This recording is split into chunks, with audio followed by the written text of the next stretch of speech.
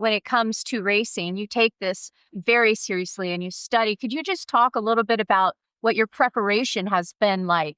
You know, we see the happy Helio and the smiling when you get out of the car, but I know that it's something very seriously that you study. In this case, I would imagine there's a lot of that with it. I've been watching a lot of in-car cameras. A lot of the rules, to understand the rules. I've been in touch with the guys as well to make sure that we're in the lingo is different. I mean, let's just face it, when you come out of the pits, normally in IndyCar, they say, go, go, go. Here's dig, dig, dig. You know, so I know it sounds interesting or different. However, it's completely the opposite that I'm used to. So I have to adapt to all these details. Pit stops, for example, here, you know, you have to stop a little bit away from the wall because you have to have the jack guy have space for them to raise the car. In IndyCar, you stop really close so the fuel gets quick as possible. All these little details that even if it's a race car, it's very different. So, and to be in a big race like this, every detail matters. That's why I'm trying to study all of these details to make sure that at least I'll take out of the way and know what to do. So looking forward to for sure. And every time I said I'm in a car, I'm going to keep learning. Have you gotten any advice from one? Not one, but Leo Jr., we spoke quite a lot. And I got to find my friend Jimmy, you know, Jones.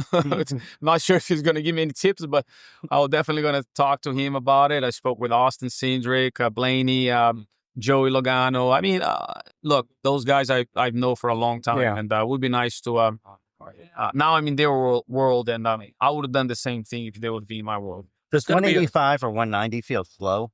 Say that again? Does 185 or 190 feel slow compared to what you're used to at Indianapolis? No, the speed, in terms of speed you're talking about, you don't see it. You know, even when you're 240 and 19 or 200, you only see when things go bad, and you don't want to see that. I don't want to see that. It's going to be a lot of vibe. There's going to be a lot of eyeballs watching from around the world, and very few drivers that from international levels have had the opportunity to run Daytona. What do it mean for you that knowing there's going to be a lot of people watching, particularly you'll be the second Brazilian to ever compete in the Daytona 500?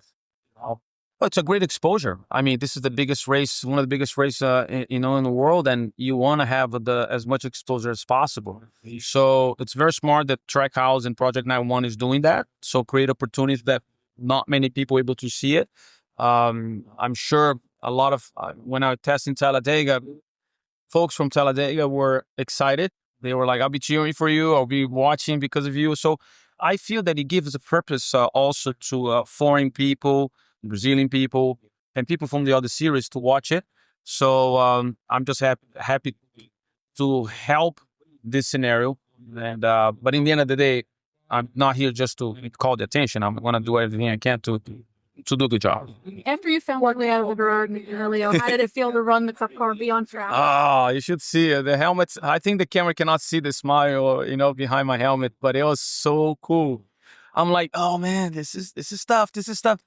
Oh no, I got this stuff. Okay, here we go. So it was really fun, and yeah, super excited. Can't wait to go back out there again.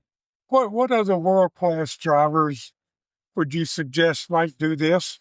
Wow. If somebody called me and said, "Should I do it?" Just give us 3 or 4 names of guys. Oh my God! I mean, that's a great one. I mean, from friends that I know, I mean, Scott Dixon is one of the guys that, in my time, it's incredible driver. Montoya already did that, so I checked that out of the list. Fernando Alonso would be great. I think you would like it. So here we go. Those are my 2. Helio, you were talking about my man. Look at you, buddy. That the Cup drivers have been giving you some insight. Now, if the shoe was on the other foot and they were coming over sports cars or IndyCar, how much would you divulge to those guys about how to run an IndyCar? I would have done the same, even more, because I know how difficult when you're going to a different series to another, how tough it is, and I just don't want to be on the way, and you don't want that as well. Sometimes you see that it takes time to adapt. This guy's been doing this for years, and then you jump in the first time, and it takes a little time. Some drivers are quicker learner than the others.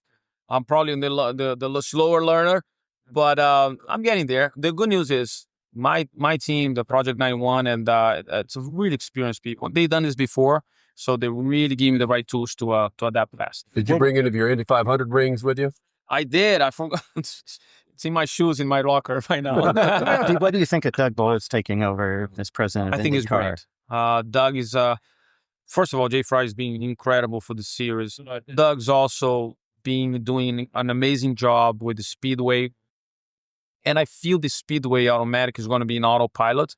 It's been doing so many years. It's running in an incredible way that he has a lot to offer. So great job for IndyCar to also have someone that knows the sport, knows the racing, and it can bring a lot to elevate the series. Were you surprised at the change? I was. Nobody mentioned anything the last year, so a little bit was surprised.